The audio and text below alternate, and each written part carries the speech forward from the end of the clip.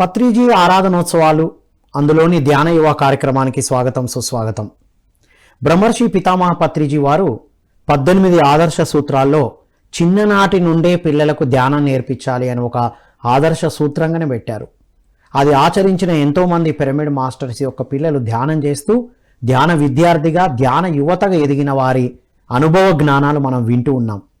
So ధ్యాన యువ ద్వారా విద్యార్థులకు, యువతకు వ్యక్తిత్వ వికాసంతో పాటు, జీవన వికాసంతో పాటు ఆత్మ వికాసానికి కావలసిన అద్భుతమైన విషయాలు అందిస్తుంది మీ ధ్యాన యువ. సో పత్రిజీ అందించిన ఆ సూత్రాలన్నింటినీ అందించడమే ఈ ధ్యాన యువ యొక్క ముఖ్య ఉద్దేశం.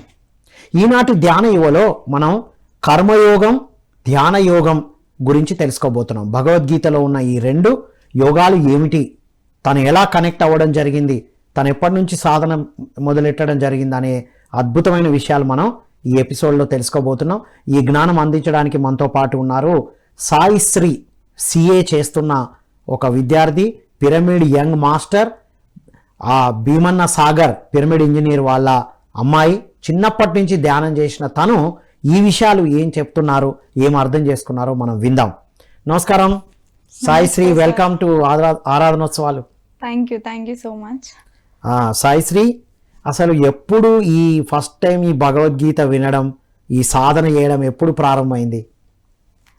అంటే నేను మా ఫ్యామిలీ స్పిరిచువల్ ఫ్యామిలీ కావడంతో నేను 3 years ఉన్నప్పుడే నాన్న వాళ్ళు మెడిటేషన్లోకి వచ్చారు. సో అప్పటి నుంచి మాకు కూడా ధ్యాన పరిచయం అయింది. నేను 3 years ఉన్నప్పటి నుంచి ఇంకా అలా రోజు ధ్యానం చేస్తూ ఎవ్రీడే మా ఇంట్లో ధ్యానం చేస్తారు. చిన్నప్పటి నుంచి అది డైలీ రొటీన్. అది చూసిందే అదే అన్నమాట. అందరి ఇళ్ళల్లో ఆటలు ఉంటే మన ఇంట్లో ధ్యానం.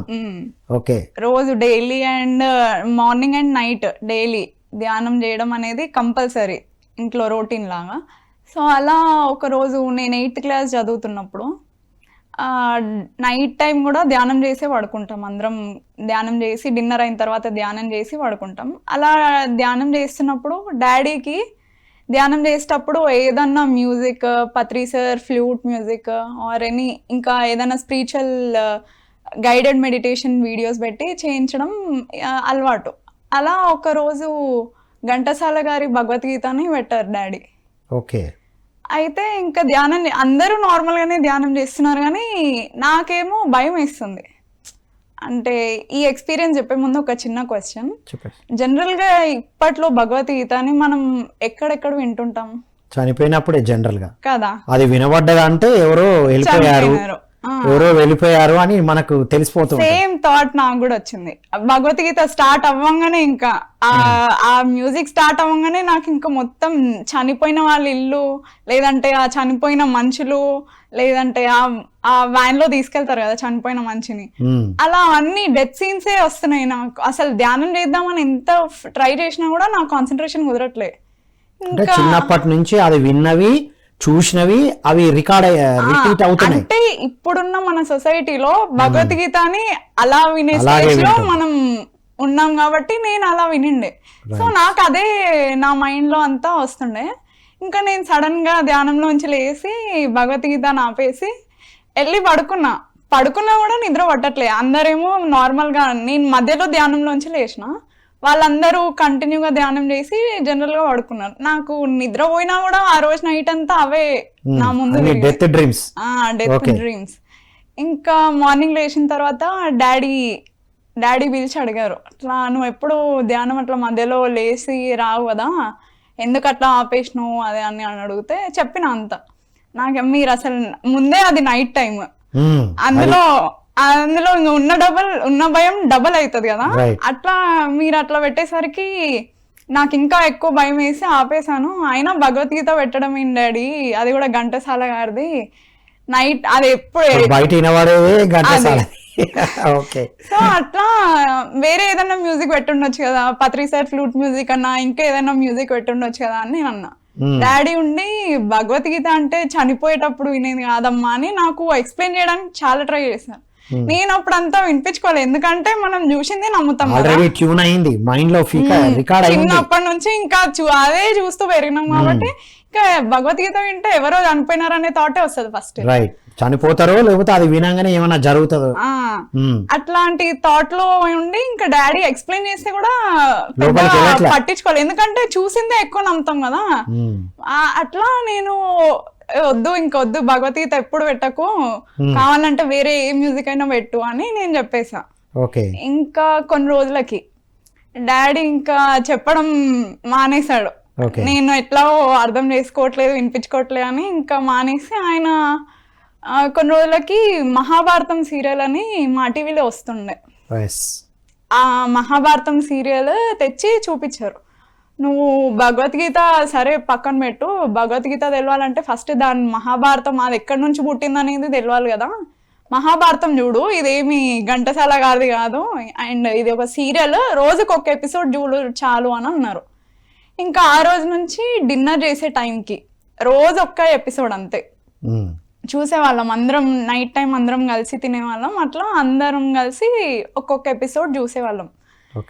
ఇంకా నాకేమో క్యూరియాసిటీ పెరుగుతుంది ఒక్కొక్క ఎపిసోడ్కి, ఎందుకో తెలియదు. ఫస్ట్లో అట్లా నెక్స్ట్ ఏమవుతుంది ఇప్పుడు జనరల్గా అందరికి ఉంటుంది అదే, నాకు కొంచెం ఎక్కువనే ఉండే మా ఇంట్లో వాళ్ళందరికన్నా.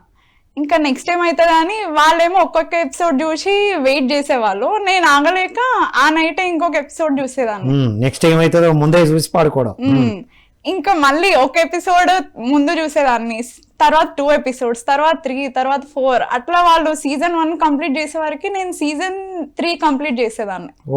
మహాభారతంలో సీజన్స్ ఉంటాయి కదా, అట్లా వాళ్ళు సీజన్ 1 కంప్లీట్ చేసే వరకు నేను 3rd season are 4th season లో ఉండేదాన్ని. ఇంకా కొన్ని రోజులకి ఇంకా అది వాళ్ళు వాళ్ళు హాఫ్ వరకు వచ్చే వరకు నేను మొత్తం కంప్లీట్ చేసిన మహాభారతం. అందులో ఉన్న భగవద్గీత ఎపిసోడ్స్ ప్రతి ఒక్కటి ఇంకా 8th నుంచి జర్నీ స్టార్ట్ అయితే భగవద్గీత టచ్ అయ్యి 8th క్లాస్ లో నుంచి 10th వరకు అది కంటిన్యూ అయింది. చూసిన ఎపిసోడ్ రిపీటేటివ్ గా, ఇప్పుడు జనరల్ గా చూసిన సినిమా అని చూసిన ఎపిసోడ్ అని ఎవరైనా రిపీటెడ్ గా చూడాలనుకోరు, ఒక్కసారి చూడడమే ఎక్కువ అని అనుకుంటారు.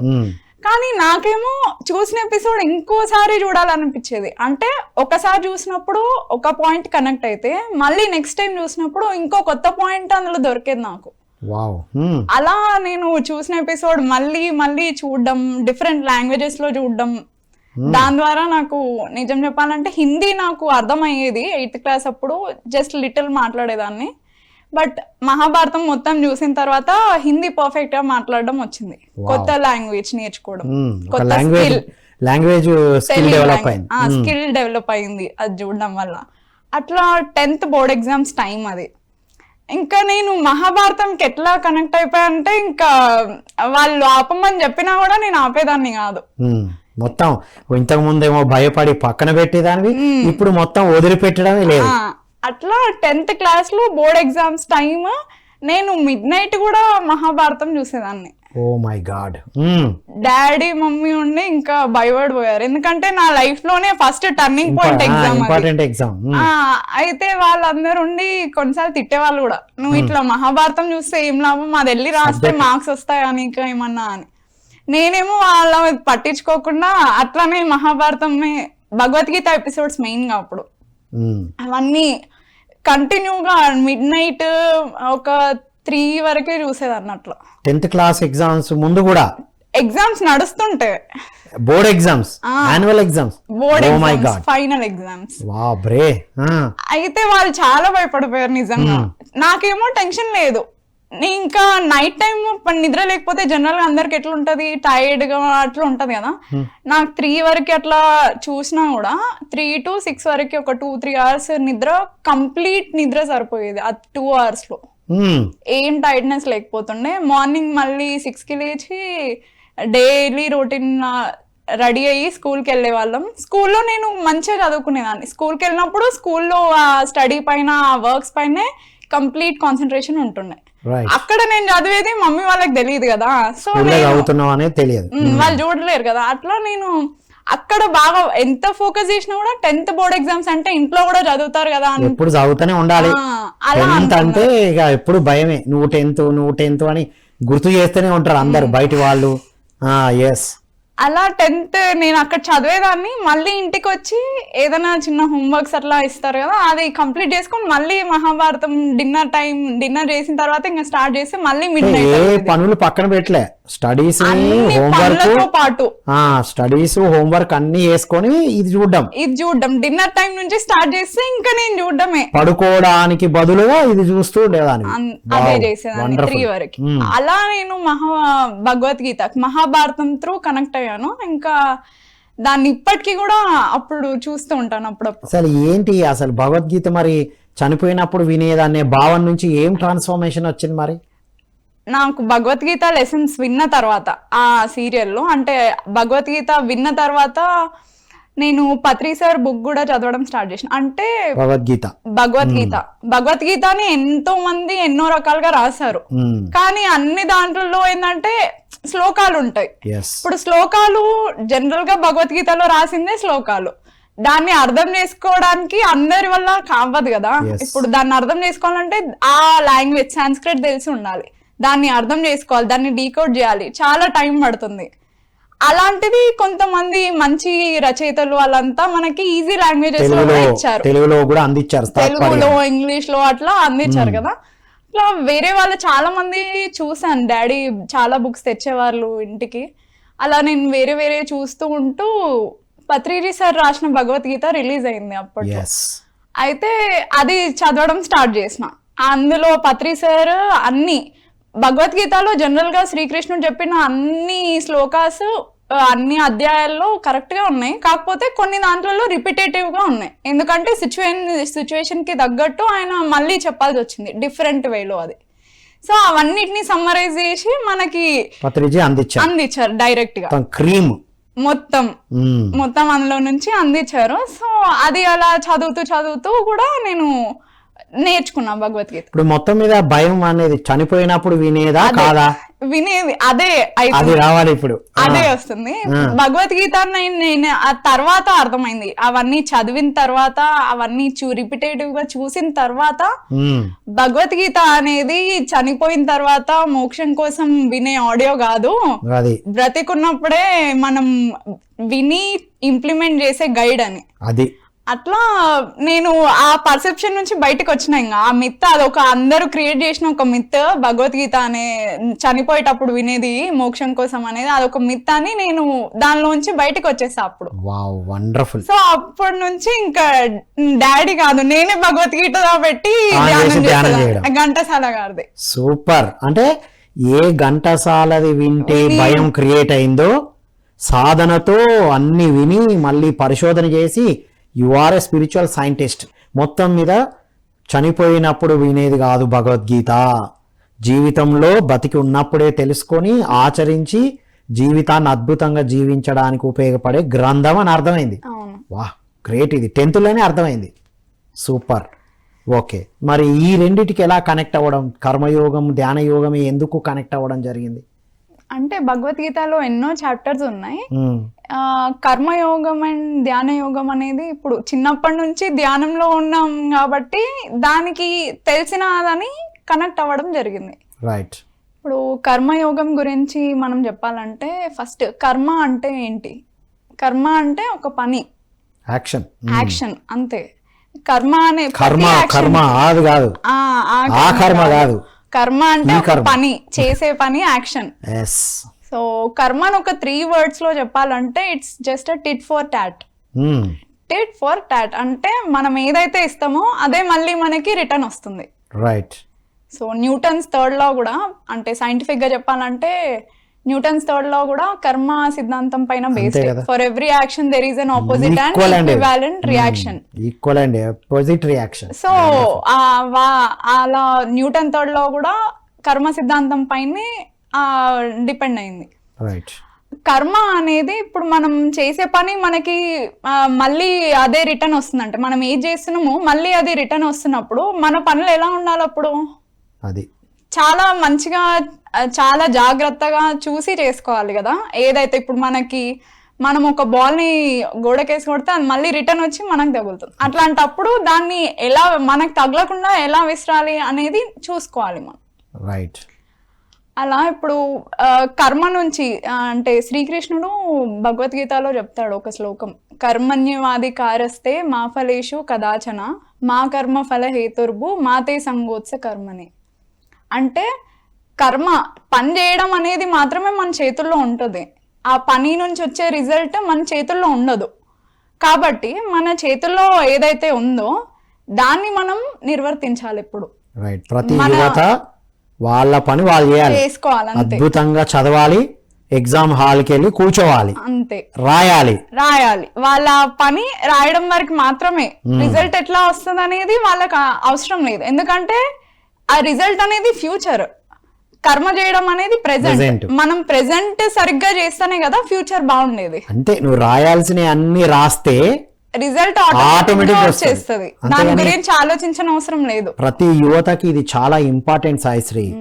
రిజల్ట్ ఏమవుతుందో, నేను రాసింది గుర్తుంటుందో లేదో, నేను చదివింది వస్తుందో లేదో, ముందే రిజల్ట్ గురించి ఆలోచించి భయపడతారు. ఇంకా చాలా మంది పిల్లలు అట్లా రిజల్ట్ గురించి ఆలోచించి భయపడి అసలు ఎగ్జామ్ హాల్కి వెళ్ళడమే భయపడతారు, ఎగ్జామే రాయకుండా వాళ్ళ ఫెయిల్యూర్ ని వాళ్ళే తెచ్చుకుంటారు. అది అంటే ఇప్పుడు శ్రీకృష్ణుడు కూడా అర్జునుడు ఏం చేయాలి, ఫస్ట్ యుద్ధం చేయాలి. ఆయన యుద్ధం చేయకముందుకే భయపడతాడు కదా, స్టార్ట్ అయ్యేదే అక్కడ నుంచి భగవద్గీత. ఆయనకి ఆ యుద్ధం చేయడం భయపడకుండా యుద్ధం చేయాలి, ఆయన కర్మ సరిగ్గా నిర్వర్తించాలని శ్రీకృష్ణుడు భగవద్గీతనంతా బోధించిండు. అట్లా మనం కూడా ఫస్ట్ రిజల్ట్ గురించి ఎందుకు, చేసే పని పైన కాన్సన్ట్రేషన్ కదా ఉండాలి. అదే కర్మలో చెప్తాడు. పని ఎంత అద్భుతంగా చేస్తావో నీకు అద్భుతమైన రిజల్ట్ వచ్చేస్తుంది. కర్మ నువ్వు సరిగ్గా చేయనప్పుడే రిజల్ట్ గురించి భయం ఉంటది కదా, అంతే. ఇప్పుడు కర్మ చేసేటప్పుడు కూడా కొన్నిసార్లు మనం మంచిగా చేసినా కూడా ఒక్కోసారి ఫెయిల్యూర్స్ ఎదురవుతాయి.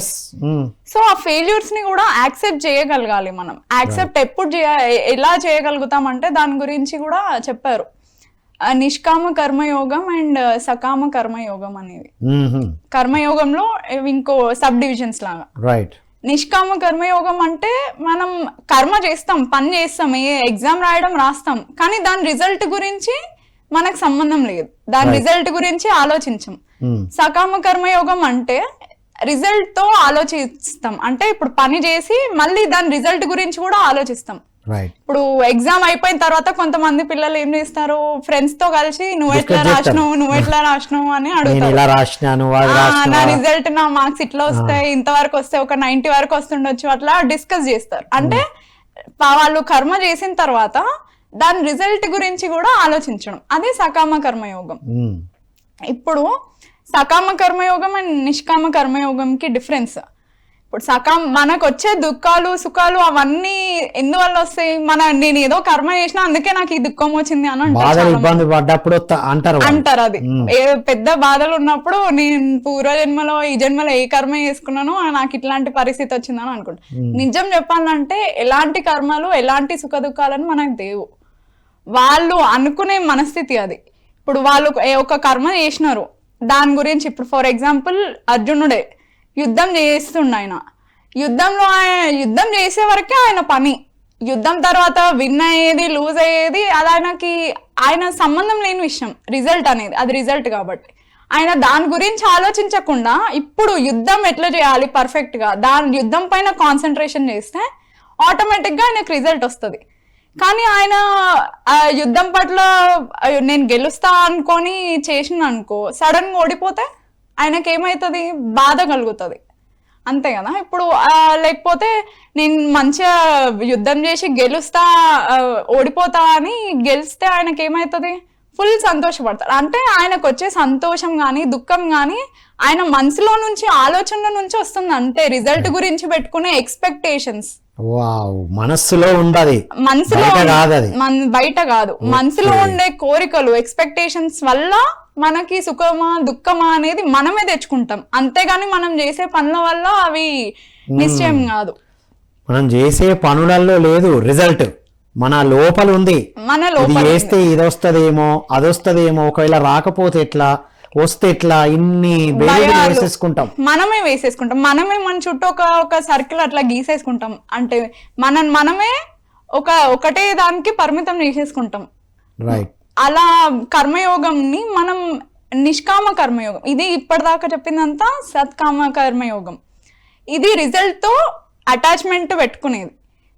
నిష్కామ కర్మయోగం అంటే రిజల్ట్ తో పని లేకుండా మన పనిని మనం కరెక్ట్ గా చేసుకుంటూ వెళ్తే రిజల్ట్ గురించి ఆలోచించిన అవసరం లేదు. ఇంకా అప్పుడు ఏది వచ్చినా ఓకే, అందులో యాక్సెప్టెన్స్ చేయడం అనేది మనకి నేర్పిస్తుంది నిష్కామ కర్మయోగం. అంటే ఫెయిల్యూర్స్ ని కూడా మనం ఎదుర్కొని ఎలా ముందుకెళ్ళాలనేది నేర్పిస్తుంది. అందుకే అర్జునుడిని కృష్ణుడు చెప్తాడు, నువ్వు నిష్కామ కర్మయోగివై యుద్ధం చెయ్యి, అప్పుడు నీకు ఎలాంటి బాధలు గాని ఎలాంటి రిగ్రెట్స్ గానీ ఉండవు.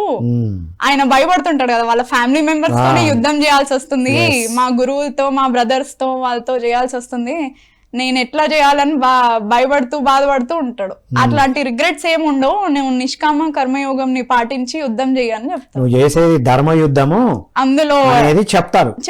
అంటే ఒక మెంటార్ అందించాడు. మెంటార్ ఈజ్ నథింగ్ బట్ మన ఇంట్యూషన్. ప్రతి యువత వాళ్ళ ఇంట్యూషన్ ని వినాలి అంతే. ఇక్కడ శ్రీకృష్ణుడు అనేది కూడా జనరల్ గా కథల్లో మనం చెప్పుకునే ఒక క్యారెక్టర్ మాత్రమే. చాలా ఇప్పుడు దేవుళ్ళ పేర్లన్నీ కూడా అంతే కదా, శ్రీకృష్ణుడు గాని రాముడు గాని జీసస్ గాని అల్లా గాని ఎవరైనా వీళ్ళంతా డిఫరెంట్ పేర్లతో పిలుచుకునే సూపర్ కాన్షియస్నెస్ అంతే. సో ఎవరు ఏ పేరుతోనే పిలుచుకున్నా అది సూపర్ కాన్షియస్నెస్, మన ఇంట్యూషన్, మన లోపల ఉన్నదే. మన లోపల ఉన్నది మనం కరెక్ట్ గా విని పాటిస్తే మన పనులన్నీ కరెక్ట్ గా అయితే రిజల్ట్ ఆటోమేటిక్ గా వచ్చేస్తుంది. ఇంకా కానీ మైండ్ ఎక్కువ వాడడం వల్ల అర్జునుడిని ఎక్కువ బయటకి తీస్తాం మనం. అర్జునుడు అంటే మనస్సు, కృష్ణ భగవాన్ అంటే మన ఆత్మ.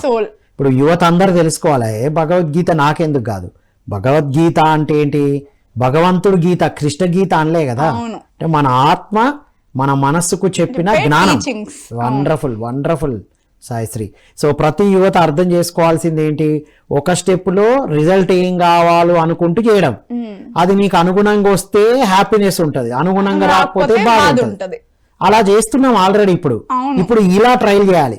నిష్కామ కర్మయోగంతో ట్రై చేస్తే రిజల్ట్ గురించి భయపడకుండా ఫస్ట్ నువ్వైతే ఆ స్టెప్ ముందుకి ఆ పని అయితే చేయడం కరెక్ట్ గా చేసి చూడు. అది 100% స్కోర్ చేయడానికి ఏమేం చేయాలో అవన్నీ చేస్తే ఆటోమేటిక్ గా వచ్చేస్తుంది కదా. దాని గురించి ఆలోచించిన అవసరం కూడా ఉన్నది. అంటే రిజల్ట్ ఎందుకు అద్దన్నారు అంటే రిజల్ట్ మీద దృష్టి పెడితే ప్రెసెంట్ లో ఉన్న సాధన మిస్ అవుతుందని, అంతే కదా వాళ్ళు చెప్పింది. ఇప్పుడు మనకి పత్రి సార్ గాని శ్రీకృష్ణ పరమాత్ముడు కూడా మనకి ప్రెసెంట్ లో బ్రతకడం నేర్పించారు. అది ఎప్పుడు we have to live in present. మనం ఎప్పుడు ఈ ప్రస్తుతంలో ఏం చేయాలి, ఏం చేస్తున్నాం, ఈ ఎరుకతో ఉండాలి మనం. అలా ప్రెసెంట్ లో మనం చేసే పనుల పైన ధ్యాస కలుగుంటే ఇంకా మనకి ఎప్పటికైనా విజయమే అది. రైట్. ఈ కర్మయోగం తెలుసుకున్న తర్వాత సాయిశ్రీ నీ లైఫ్ లో ఎలాంటి ట్రాన్స్ఫర్మేషన్ వచ్చింది, అంతకుముందు ఎలా ఉండే, ఇది విన్న తర్వాత ఎలా ఉంది, నీ స్టడీస్ ఎలా అప్లై చేయడం జరిగింది? యాజ్ ఎ స్టూడెంట్ నేను కూడా జనరల్ గా ఫస్ట్ అందరిలా థింక్ చేసేదాన్ని, నెక్స్ట్ రిజల్ట్ ఏమైతుంది. ఇప్పుడు అందరూ ఎగ్జామ్స్ అంటే ఎగ్జామ్స్ కన్నా ముందు రిజల్ట్ గురించి ఆలోచిస్తున్నారు. అది భగవద్గీత మహిమ.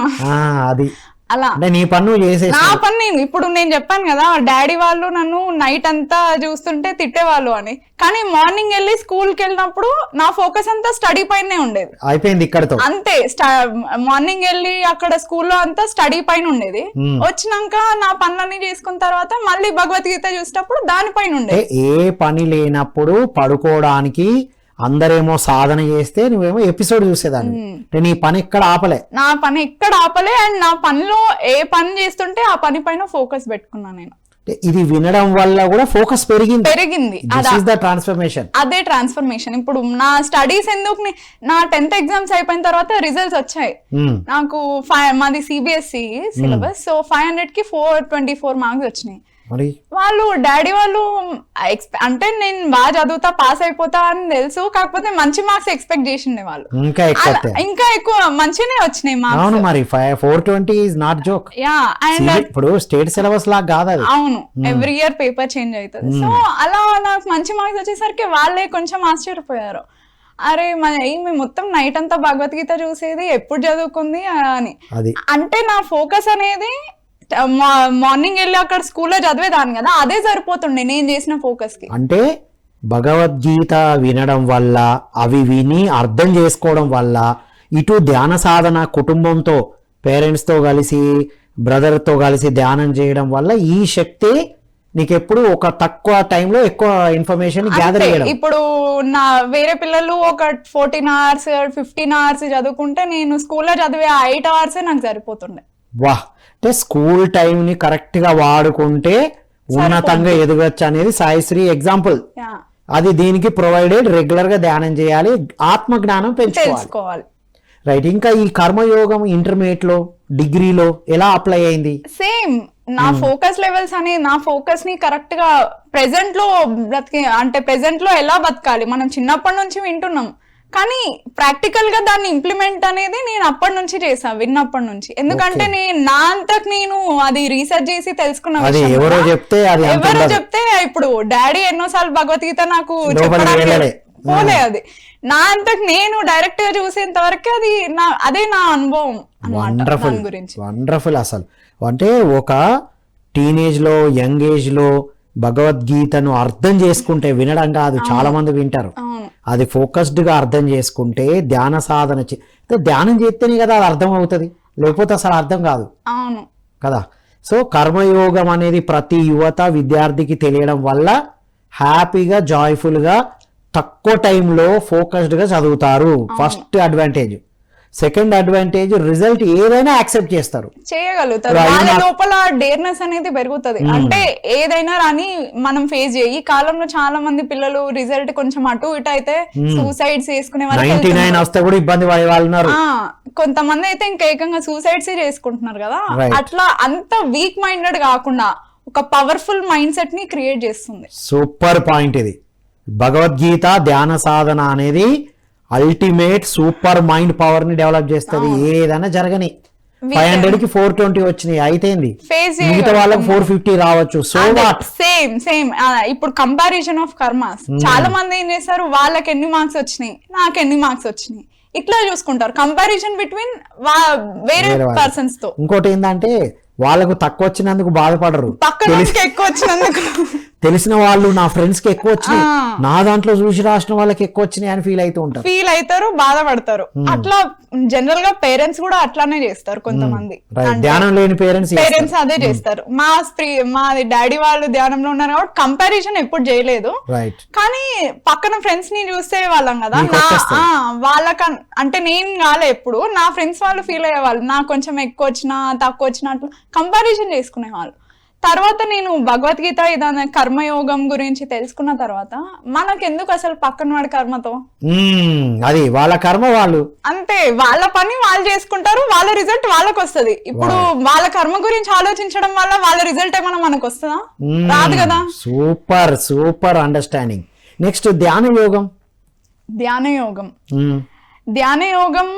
అనేది, ఇప్పుడు ధ్యానం అంటే ఏంటి, మనకి చిన్నప్పటి నుంచి నేను ధ్యాన కుటుంబంలో పెరిగినందుకు ధ్యానం అంటే నాకేంటో తెలుసు. శ్వాస మీద ధ్యాస అంటే మన కాన్సన్ట్రేషన్ అంతా ఒక దగ్గర పెట్టడం, ఫోకస్ అంతా ఒక దగ్గర పెట్టడం. ఇప్పుడు ధ్యాన యోగం గురించి శ్రీకృష్ణుడు కూడా అర్జునుడికి అదే చెప్పాడు. ఆయన ఫోకస్ తప్పిపోయి ఉంటాడు కదా యుద్ధం స్టార్ట్ చేసేటప్పుడు. ఆయన అర్జునుడు అసలు ఎలాంటి వాడు, ఆయన ఫోకస్ ఒకసారి గురి పెడితే పక్షి కన్ను మాత్రమే కనిపిస్తుంది. ఆయన అలాంటి ఫోకస్ ఉన్న వ్యక్తి మిస్ అయ్యాడు. అంత ఫోకస్ ఉన్న వ్యక్తే ఆయన మిస్ అయితే అట్లా ఎట్లా మిస్ అయ్యాడని ఆయన బోధించాడు, కరెక్షన్ చేసిండు. అదే భగవద్గీత మనకు వచ్చింది.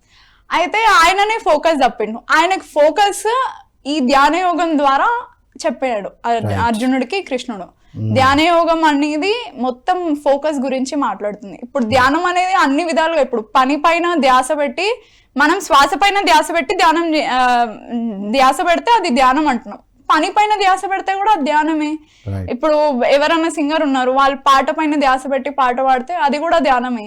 ఎవరు చేసే పనిలో వాళ్ళు ధ్యాస పెట్టి చేస్తే అది ధ్యానమే అవుతుంది. అంటే కొంత సమయం శ్వాస మీద ధ్యాసతో ధ్యానం చేసినప్పుడు వాళ్ళ పని మీద ఇంకా ఫోకస్ పెరుగుతుంది, చక్కగా చేయగలుగుతారు. అవును, యోగ కర్మసు కౌశల్యం అన్నారు, యోగ కర్మసు కౌశల్యం, అంతే కదా. యోగి భవ అర్జున అన్నాడు ఫస్ట్. అవును, నువ్వు యోగి కావే బాబు, నీకు అందుకే అర్థమైతే లేదు అన్నాడు.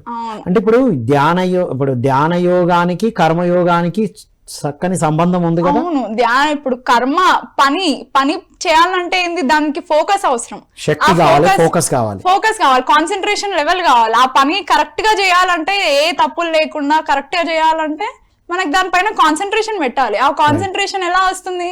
సాధన ద్వారా, ధ్యానం బాగా చేస్తూ చేస్తూ చేస్తూ మనకు కాన్సన్ట్రేషన్ లెవెల్స్ అనేది పెరిగేది. ఇప్పుడు ఒక రోజు కొత్తగా ధ్యానంలో వచ్చే వాళ్ళు స్టార్టింగ్ డే వాళ్ళకి ఏం కుదరదు ధ్యానం, మొత్తం బయట థాట్స్ వస్తుంటాయి. మనం కట్ చేయమంటే వాళ్ళు ఎట్లా కట్ చేయాలి, ఎలా సాధన చేయాలి? ఇప్పుడు యువత విద్యార్థులు కూర్చోవాలి కొత్తగా, వాళ్ళు ఎలా ఆలోచన కట్ చేసి సాధన చేయడం? పత్రి సార్ చాలా గొప్ప టెక్నిక్ చెప్పారు మనకి. మన వయసు ఎంత ఉంటే అన్ని నిమిషాలు, అది అట్లా బిగిన్ చేయాలి. ఫస్ట్ అట్లా బిగిన్ చేసి ఇంకా చేసుకుంటూ డైలీ ఫస్ట్ డే కుదరలే ఓకే, సెకండ్ డే కుదరలే ఓకే, థర్డ్ డే కుదరలే, అట్లా ఒక 1 వీక్ కి అట్లా ఎవరికైనా స్టార్ట్ అవుతుంది అది. ఇప్పుడు ఒకటే పని పైన మనం పదే ప్రాక్టీస్ మేక్స్ మ్యాన్ పర్ఫెక్ట్ అంటారు. పదే ప్రాక్టీస్ చేయడం, సాధన చేయడం ద్వారా అది ఏ రోజుకైనా వచ్చేస్తుంది. ఇప్పుడు మ్యాథమెటిక్స్ ఫార్ములాలు, ఈక్వేషన్స్ ఒక రోజులో రాలేదుగా, టేబుల్స్ ఒక రోజులో వచ్చినాయా? రాలేదు. సో టేబుల్స్ ఎలాగైతే రెగ్యులర్ గా చదివితే వచ్చిందో, శ్వాస మీద ధ్యాసతో కూర్చుంటూ ఉండగా సెట్ అవుతుంది. అని కూర్చోవడం అనేది ప్రాక్టీస్ చేయాలి. ఇంకొకటి ప్రాక్టీస్ అంటే ప్రయత్నం. మనం ఇప్పుడు ప్రయత్నం చేయకుండానే డిఫీట్ ని అంటే ఓటమిని ఒప్పేసుకుంటే ఏం లాభం? అది మనంతకు మనమే ఓటమిని తెచ్చుకున్నట్టు కదా. ప్రయత్నం చేయడం అనేది మన పని. అది ఫస్ట్ మనం అటెంప్ట్ చేయాలి. అవును, అటెంప్ట్ చేయకముందే అన్ని అవగేషన్స్ ఆలోచించకుండా ఉండే నేచర్ ధ్యానంతో స్టార్ట్ అవుతుంది. వండర్ఫుల్ సాయిశ్రీ. చివరగా మన యువతకి, విద్యార్థులకి వాట్ ఈస్ యువర్ మెసేజ్? అంటే ప్రతి ఒక్కరూ ఫస్ట్ భగవద్గీతని స్టార్ట్ చేయాలి. వినడం కానీ, చూడడం కానీ, చదవడం కానీ ఎలా అయినా స్టార్ట్ చేయాలి. ఫస్ట్ ఎవరికైనా అది కొంచెం బోరింగ్ కాన్సెప్ట్ గా, కొంచెం అర్థం కాని కాన్సెప్ట్ గా, భయపెట్టించే కాన్సెప్ట్ లా అనిపిస్తుంది. కానీ దాన్ని అలా అని వదిలేయకుండా దాన్ని చదువుతూ ఉండి అర్థం చేసుకొని ఇంప్లిమెంట్ చేస్తుంటే వాళ్ళ లైఫ్ లో చాలా వండర్ఫుల్ చేంజెస్ వాళ్ళు అబ్జర్వ్ చేస్తారు. సూపర్. అండ్ దాంతో పాటు ఇంకా ధ్యానం యాడ్ చేసుకుంటే అది ఇంకొక మ్యాజికల్ జర్నీ అయిపోతుంది, మ్యాజికల్ లైఫ్ అయిపోతుంది. మ్యాజికల్ లైఫ్ లీడ్ చేయాలి అంటే ధ్యానం చేయాలి, కర్మయోగం తెలుసుకొని ఆచరించాలి. అప్పుడు సాయిశ్రీ లాగా ఎదుగుతారు. Wonderful. Thank you so much Saisri. Thank you so much. ఇదండి ఈనాటి ధ్యాన యువ. విన్నాం కదా, ఒక ధ్యాన విద్యార్థి, ఒక ధ్యాన యువతి ఎదిగితే, సాధన చేస్తే ఎలా ఉంటారో. కాబట్టి my dear students and youth of India and the world, మీకు అద్భుతమైన టూల్స్ ఉన్నాయి. మీకు ధ్యాన సాధన చేయండి శ్వాస మీద ధ్యాసతో. నెక్స్ట్ భగవద్గీతలో కర్మయోగం అర్థం చేసుకుంటే ఎంత అద్భుతమైన రిజల్టో చూస్తున్నారు కదా. బయట ప్రపంచం మిమ్మల్ని ఆపదు, మిమ్మల్ని మీరే ఆపుకుంటున్నారు మీ ఆలోచనలతో. అది బయటికి వెళ్ళిపోతుంది. అండ్ చివరగా వారి మెసేజ్లో తెలుసుకున్నది ఏమిటి? మనం ఎంత ఫోకస్డ్గా ఉండాలంటే అంత సాధన, ఎంత భగవద్గీతను చూస్తే అంత అద్భుతంగా ఉంటుంది జీవితం. అండ్ ధ్యాన సాధనను యాడ్ చేసుకుంటూ భగవద్గీత చూస్తే మ్యాజికల్ లైఫ్. అందరికీ మ్యాజికల్ లైఫ్ కావాలి కదా. మ్యాజికల్ లైఫ్ లీడ్ చేయాలనుకున్న ప్రతి యువతి ధ్యాన సాధన చేస్తూ కర్మయోగాన్ని ఆచరించాలని కోరుకుంటూ, సాయిశ్రీ లాగా అద్భుతంగా ఎదగాలని కోరుకుంటూ మరో కార్యక్రమంలో మళ్ళీ కలుద్దాం. అంతవరకు సెలవు. ఈరోజు కార్యక్రమాన్ని విన్న వాళ్ళందరూ కామెంట్ బాక్స్లో పెట్టండి మీరు ఏది బాగా నచ్చింది, ఇక నుంచి మీరు ఏం చేయాలనుకుంటున్నారు. సో కామెంట్ బాక్స్లో మెన్షన్ చేయాలని కోరుకుంటూ మరో కార్యక్రమం మళ్ళీ కలుద్దాం. Thank you. Bye bye.